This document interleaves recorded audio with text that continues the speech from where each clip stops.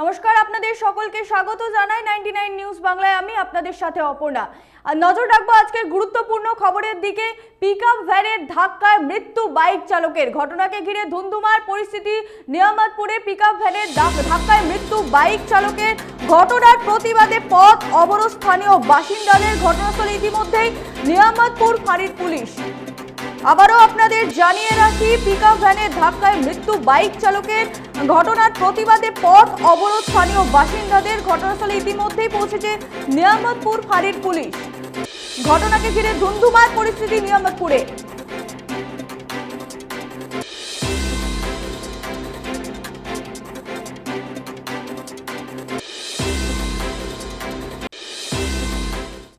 এই মুহূর্তে টেলিফোন লাইনে আমাদের সাথে আছে আমাদের প্রতিনিধি সঞ্জয় যাদব। সঞ্জয়, দুর্ঘটনাটি কি করে ঘটে? দেখো অপর্ণা, ঘটনাটা ঘটেছে নিয়ামতপুর নিউ রোডে। নিউ রোড হচ্ছে ইসকো বাইপাস, একটা রোড করা হয়েছে ইসকোর গাড়িগুলো হাইওয়েতে যেতে। এই রোডে একটি বাইক যাচ্ছিল, তার পিছনে একটি বেপরোয়া পিকআপ ভ্যান ফুল স্পিডে ছিল, তাকে ধাক্কা মারে। সেই স্পটে এই বাইক আরোহী মৃত্যু হয়। তারপরেই স্থানীয়বাসীরা রাস্তা জাম করে বিক্ষোভ করে। কালকেই আমরা দেখিয়েছিলাম একটি খবর, বাড়াবাড়ির খবর, সেখানে এই রকমই ঘটনা ঘটেছে কয়েকবার। তাকে নিয়ে ওইখানে বিজেপির পক্ষ থেকে পথ অবরোধ করা হয়েছিল, কি বেপরোয়া গাড়িগুলো যে চলছে, ট্রাফিক নিয়ম মানা হচ্ছে না, তাকে নিয়ে বিক্ষোভ হয়েছিল। তারপর আজকে এইরকম একটা ঘটনা ঘটেছে, মর্মান্তিক ঘটনা ঘটেছে। একজন বাইক আরোহীর মৃত্যু হয়েছে। তাকে নিয়ে ওইখানকার স্থানীয় বাসিন্দারা ক্ষোভে আছেন। এই ক্ষোভ নিয়ে ওনারা রাস্তায় নেমেছেন, রাস্তায় অবরোধ করেছেন। প্রায় আধ ঘন্টা রাস্তা অবরোধ ছিল। তাদের কয়েকটি দাবি ছিল, তাদের মধ্যে তিনটি বিশেষ দাবি ছিল। কি যে সঞ্জয়, বাইক চালকের যা মৃত্যু ঘটেছে, বাইক চালকের নাম পরিচয় কিছু জানা গেছে? আর যে পিকআপ, না এখনো জানা যায়নি। না এখনো হয়েছে না না কাউকে ঠিক করা যায়নি, কিছু জানা যায়নি।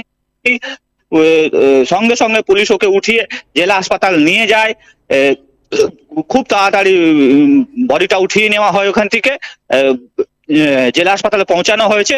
ওখানে ময়নাতদন্ত হবে। জেলা হাসপাতাল থেকে কিছু জানা যায়নি, ওর পরিচয়টা এখন পুরোপুরি জানা যায়নি। কিন্তু ওইখানকার স্থানীয় বাসিন্দাদের তিনটি দাবি মূল রয়েছে। কি যে ওই রোডে বিভিন্ন বড় গাড়িরা পার্কিং করে, তাতে নিয়ে জামের সৃষ্টি হয়ে রাস্তা শুরু হয়ে যায়। আর এইটা জামটা, ওই পার্কিংটা ওইখানে না হোক, এই একটা দাবি। দু নম্বর দাবি হচ্ছে কি, এখনো কি বিক্ষোভ চলছে? এখনকার পরিস্থিতি কি রকম ওখানে? না বিক্ষোভটা এই মাত্র উঠলো ওইখান থেকে। পুলিশ এসে লোককে বুঝিয়েছে আর ওদের দাবিটা পূরণ করে দিয়েছে। কি যে ওদের যা দাবি রয়েছে তাদের পূরণ করবে পুলিশ। তারপর ওইখানকার স্থানীয় বাসিন্দারা রাস্তা থেকে সরে গেছে, আর এখন চলাচল স্বাভাবিক রয়েছে। ধন্যবাদ সঞ্জয়। আবারও আপনাদের জানিয়ে রাখি যে পিকআপ ভ্যানের ধাক্কায় মৃত্যু হলো বাইক চালকের। ঘটনাকে ঘিরে ধুন্ধুমার পরিস্থিতি নিয়ামতপুরে। ঘটনার প্রতিবাদে পথ অবরোধ করে বিক্ষোভ দেখায় স্থানীয় বাসিন্দারা। ইতিমধ্যে ঘটনাস্থলে নিয়ামতপুর ফাঁড়ির পুলিশ।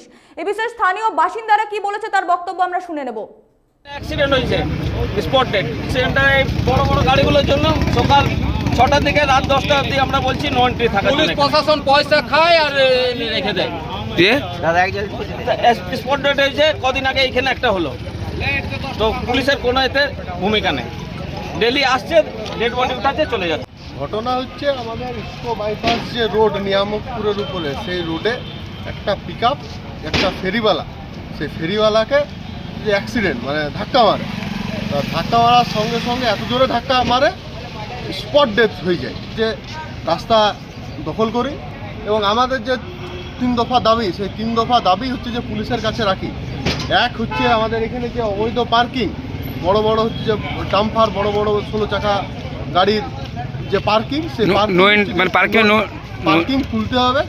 1 2 নাম্বার হচ্ছে আমাদের যে সকাল 6টা থেকে রাত্রি 10টা অবধি যে গাড়ি চলাচল, মানে গাড়ি চলাচলের বলতে যে বড় গাড়ি ডাম্পার ট্রাক চলাচল, সেই চলাচলকে বন্ধ করে নো এন্ট্রি রাখতে হবে। রাত 10টার থেকে সকাল 6টা অবধি নো এন্ট্রি খোলা রাখতে হবে।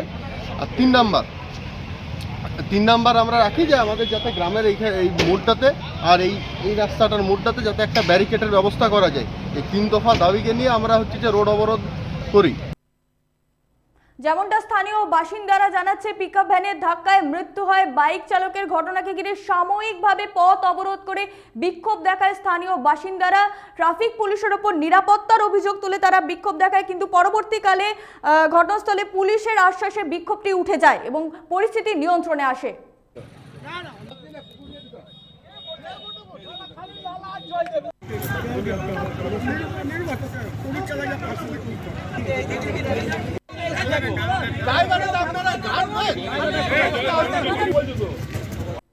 এই বিষয়ের দিকে আমাদের নজর থাকবে। এখন এই পর্যন্তই। পরবর্তী নিউজ আপডেটের জন্য চোখ রাখুন 99 নিউজ বাংলায়।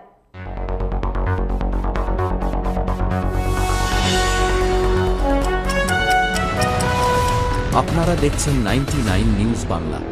বদলাবো আমরা।